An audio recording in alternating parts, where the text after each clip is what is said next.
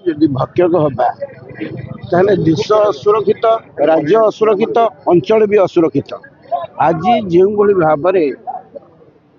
पुरी जिलार बड़ंगार जो पीड़िता जो भाव में मृत्युवरण कले समस्ते भल भाव में जानते, किंतु ये घटनाटी को चापी देवाई जे रक्षक से भक्षक जो भाव में चापी देले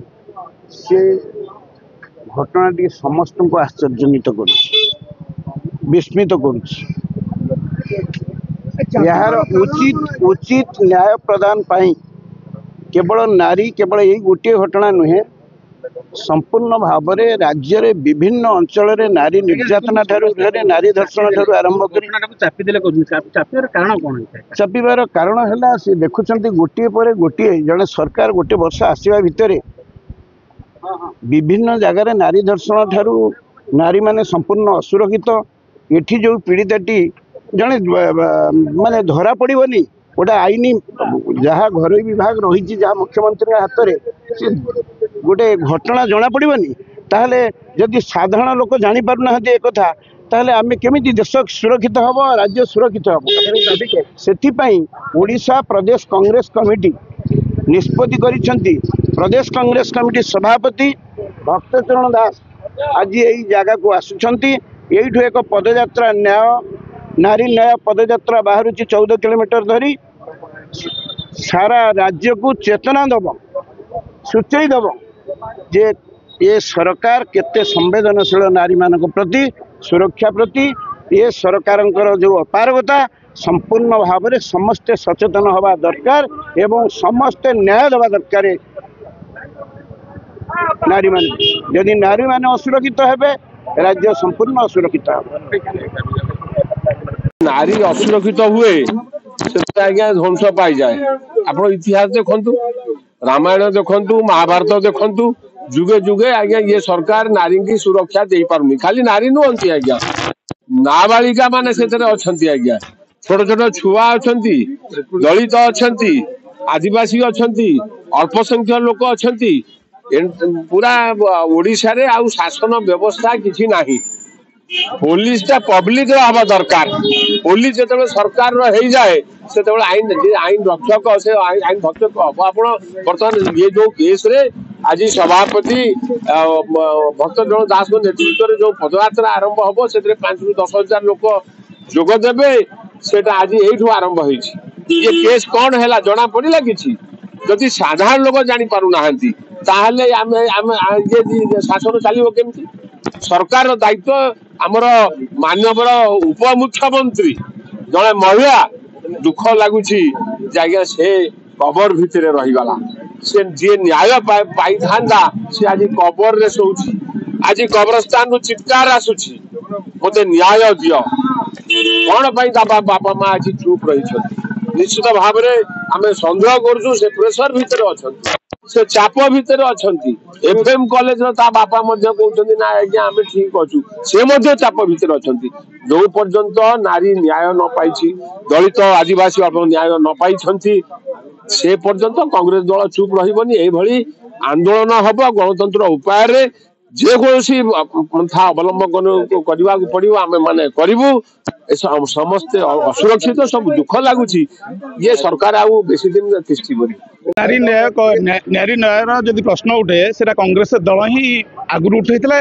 उठाऊ संघर्ष करुँच। भारत वर्ष रे देखा जाए कांग्रेस दल व्यतीत नारी की कई अन्य कौन दल सुरक्षा दे पारे ना। बेटी बचाओ बेटी पढ़ाओ नारी सुरक्षा दाबी करुवा बेले डिम डिम करुवा डबल इंजिन सरकार जहाँ करुँच 3 मास भितर 150 बोधे नारी निर्यातना कलानी। सोम्याश्री एफएम कॉलेज पीड़िता बड़ंगा पीड़िता केन्द्रापड़ा पीड़िता वंचित अवस्था उपमुख्यमंत्री बाइट दौरान उपमुख्यमंत्री पब्लिक की जनाऊँ जे पीड़ितार मान इम्प्रूवमेंट हो लास्ट एज अच्छी लास्ट सका तरबुज खाऊँ पीड़िता संध्या डिक्लेयर होजे सी आम ग्रहण ना। या दुखद घटना ओडिशार आम निर्वाचन मंडल प्रतिनिधि जी सी निजे उपमुख्यमंत्री पकेब ओडिशार माने जननायक जहाँ कहते भक्त दास तृणमूल स्तर से जो राजनीति आरंभ कर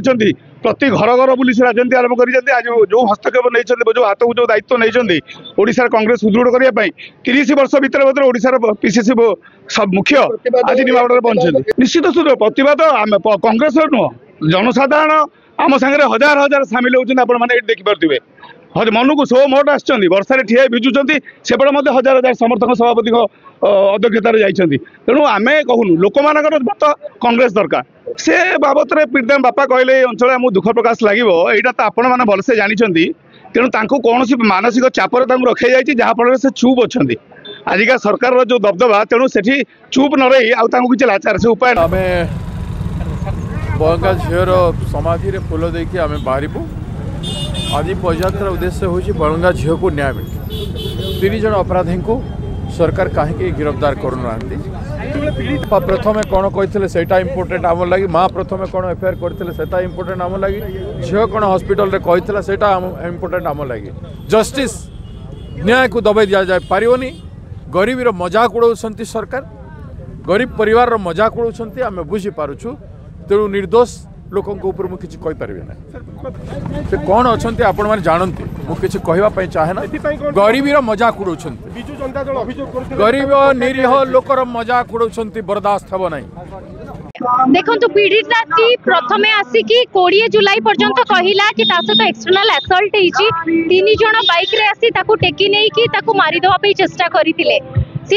हॉस्पिटल रहिला अवस्था 2 अगस्त एमती कौन है कि सी ता बयान ता बापा आसिकी सडनली चेंज करले बयान चेंज करला पछरे कौनसी प्रकार किछि चाप सृष्टि कराइछि कि जदि ताहा नुहे जदि आउ किछि तथ्य पुलिस आगु को आसीछि तबे आम जनता आगु को भी से तथ्यटा रखा जाऊ बिकॉज़ आम मान को क्लैरिटी मिलुनी बेली आज आमे आसिकी रास्ता रे ठिया हिचु जियो पाई ठिया हिचु आमे दाबी करूछु कि ता पेरेंट्स भी आसंतु हमको जॉइन करंतु जदि ताको जियो सहित किछि भूल हिछि सी ताको स्वर उत्तोलन करंतु किंतु पेरेंट्स जदि कहउछथि सुइसाइड करला तबे केमिति 20 जुलाई पर्यंत सी कहथिले कि नाही तारो एक्सटर्नल असल्ट हिची तो बहुत जिंस रे हमको क्लैरिटी मिलुनी आमे क्लैरिटी चाहूछु आमे चाहूछु ट्रांसपेरेंटली सरकार ई जिंसटा को इन्वेस्टिगेट करंतु एवं न्याय दियंतु जी